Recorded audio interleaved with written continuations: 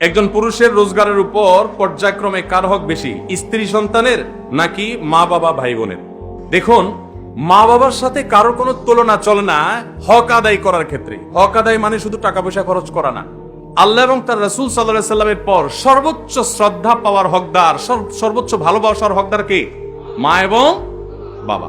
মা বাবার চাইতে বেশি ভালোবাসা পাওয়ার হকদার পৃথিবীতে আর কেউ, শ্রদ্ধার হকদার আর কেউ। কিন্তু অর্থ ব্যয় করার ব্যাপারটা একটু ভিন্ন। স্ত্রী যদি থাকে তাহলে প্রত্যেক স্বামীর উপরে কর্তব্য তার স্ত্রীর ভরণ পোষণের ব্যবস্থা করা। মা বাবার যদি টাকা পয়সার অভাব না থাকে, নিজেদের যা চেষ্টা দিয়ে তারা যদি চলতে পারেন, তাহলে শরীয়ত সন্তানের উপরে সন্তানের বাবা মার ভরণ পোষণ দেওয়াটাকে ফরজ করেনি। কথা কি বুঝতে পারছেন?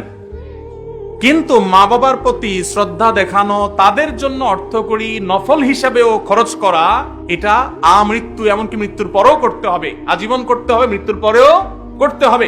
স্ত্রীর সাথে তো যতদিন বৈবাহিক সম্পর্ক থাকে ততদিন, বৈবাহিক সম্পর্ক না থাকলে তখন আর তার ভরণ পোষণ আবশ্যক হবে না। অতএব এটা দেখে কেউ আবার এটা মনে করেন না যে ইসলাম কি মা বাবার উপর স্ত্রীকে অগ্রাধিকার দিয়েছে কিনা, মোটেই না।